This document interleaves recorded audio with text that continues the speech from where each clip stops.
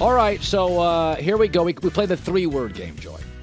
So we'll do the NFC today, and we'll do the AFC tomorrow. We believe when you force people to describe something in 3 words, be succinct, you can kind of wrap up everybody in 3 words. Our questions, our answers, what they are, what they're not. So you want to play around here? Here we go. Let's do it.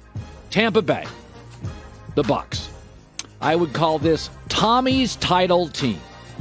8-game winning streak after week 13 and averaged 34 points a game after that bye.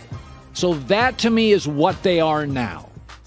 No preseason, no OTAs, 34 points a game, Tommy's title team. Panthers, about darn time. Sam Darnold finally has stability. Darnold has never played, this is weird, with a single offensive Pro Bowler. He now gets Christian McCaffrey, who Fox Bet sees as the offensive player of the year, at least in the NFC.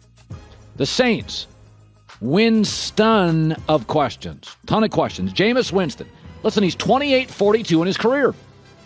And without Michael Thomas early, and they lost Emmanuel Sanders and Jared Cook, I just don't know if they have any vertical passing game at all.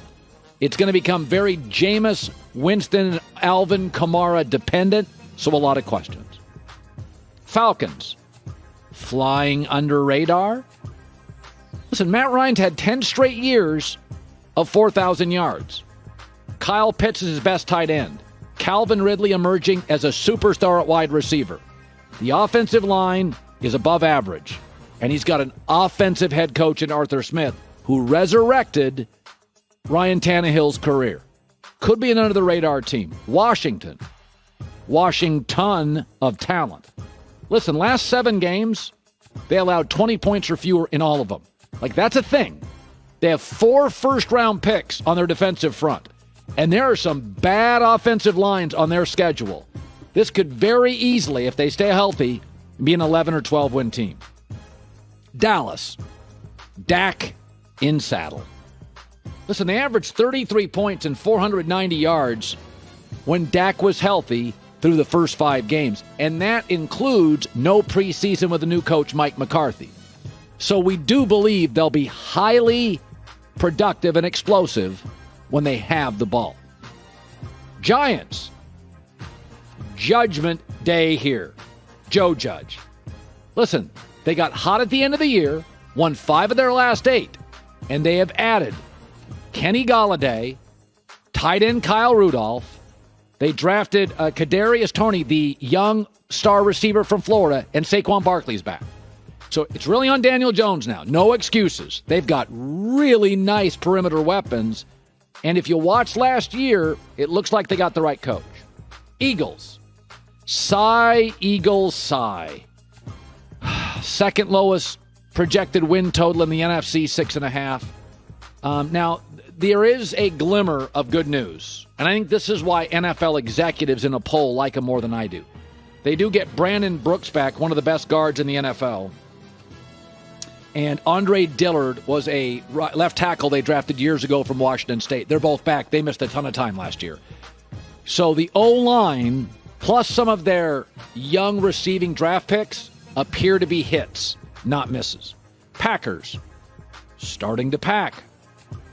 Aaron Rodgers, 50-50, going to retire. It will also be his worst offensive line, a little bit of a makeshift. Corey Linsley, all-pro center, gone. David Bakhtiari, great left tackle, not available. Jamal Adams, very good number 2 running back, gone. Rick Wagner, right tackle, gone. First time in a long time Aaron's going to have a shaky O-line. Vikings. Mini won't winny. Kirk Cousins, 735 in his career against teams with a winning record. Enough said. Bears. Red rifle reluctant. Worst third down offense in the NFC last year. Top 5 picks all offense for a reason. I'm reluctant about the quarterback spot. Detroit. Motor City Macho. Dan Campbell. Kneecaps and all. Listen, They got to replace 5 offensive starters, tied for the most in the NFC. And let's be honest, personnel-wise, looks like they'll finish 4th for the 4th straight season. Niners, Sir Lance or not. They're 22-8 with Jimmy G, 7-27 without him. And let's be honest about Trey Lance. Only had 1 start in a football game in 2 years. Rams. Major trade ramifications. It's all on Matt Stafford. They were the only team to finish, by the way, with a winning record last year with a negative turnover differential. That's Goff. That's one of the reasons Goff is gone and Stafford is here. Seahawks. Does Russ trust? They averaged 34 points a game in the first 8 games, 23 in the last 8. That's when Russ took more hits, started complaining, and made demands. They upgraded the O-line and tight end. Is it enough? And finally, Arizona. Sky's the limit. Kyler Murray. They play in the toughest division. He made leaps in every offensive category, and the GM Steve Keim went all in. A.J. Green, J.J. Watt. The roster's here, but they'll be as good as Kyler Murray. Hi, everybody. Thanks for watching. Subscribe here to get the latest from the show. Also, be sure to check out more of the best clips from The Herd or go watch a few segments from other shows on FS1.